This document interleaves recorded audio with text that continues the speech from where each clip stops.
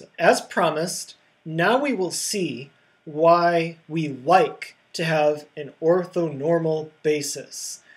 If we have a basis, we like to have a basis because that gives us a way to represent any vector in a vector space. So vector space is an abstract concept, but we have that beautiful theorem from chapter 2 that in any vector space we can find a basis. And using a basis, we can then concretely represent any vector in the abstract vector space as a particular, unique, linear combination of the basis elements.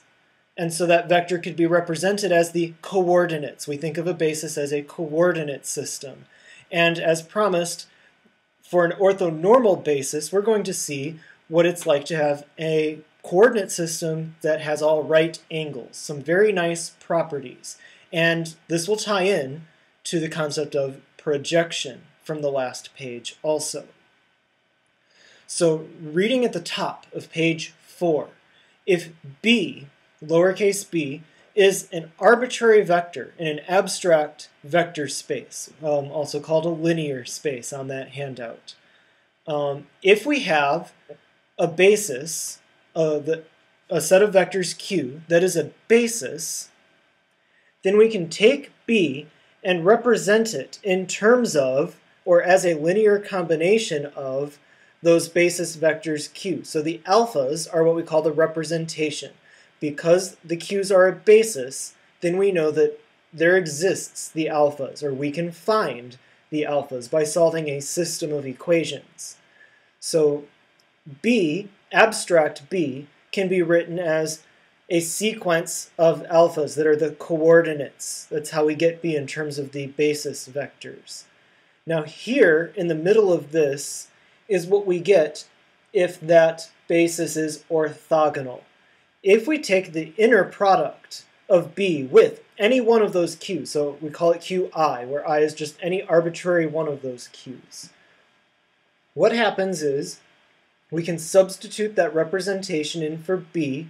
So this is very long, but this is just b, comma, qi, the same thing that we have on this side of the equal sign. The b, comma, qi.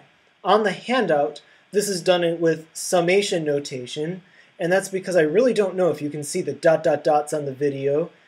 So follow along on your handout with summation notation and see if that notation makes sense with this notation. So you have two different ways of seeing the same thing, representing the same thing. So b, inner product with qi.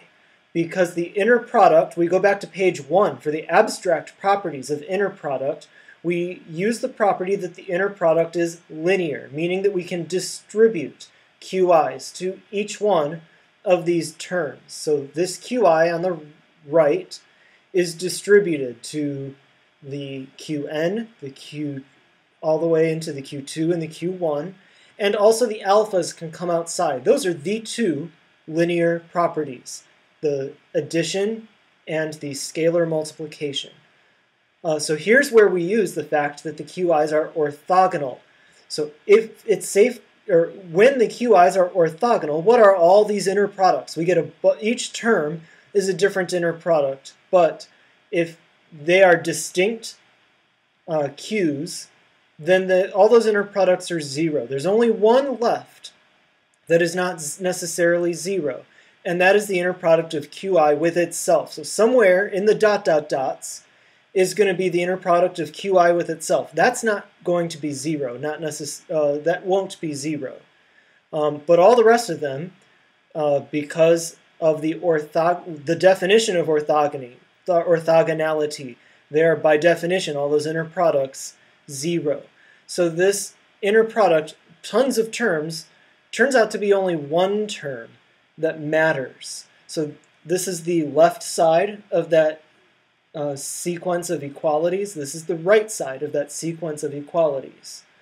If we divide both sides of this by that qi, we get an equation for alpha I. So now up here we said, kind of abstractly, We could solve a system of equations to find the alphas, and you're very good at that from chapter 2. But here's an easier way to find the alphas. Just do the inner product, B, inner product, whichever alpha I we want to find, do the inner product with QI, and then divide by QI to get alpha I by itself. On the handout it says, so alpha I equals, and then there's that quotient or that ratio, this divided by this. Put a box around that on your handout. That is a very handy formula there. Instead of solving a system of equations, you just do two inner products and divide. And in fact, that is the projection of B in the QI component. Notice that's the same formula that we saw in the projection section on the handout. So finding a representation, the chapter 2 problem, is a projection problem if we are in chapter 3, having an orthogonal basis. Notice there's one other thing. If the basis is not just orthogonal, but orthonormal, then this inner product here, that's the denominator of the fraction, is 1. And so that simplifies the formula quite a bit. So alpha I, we're looking on the handout, is QI hat dot B, or the inner product of QI hat with B.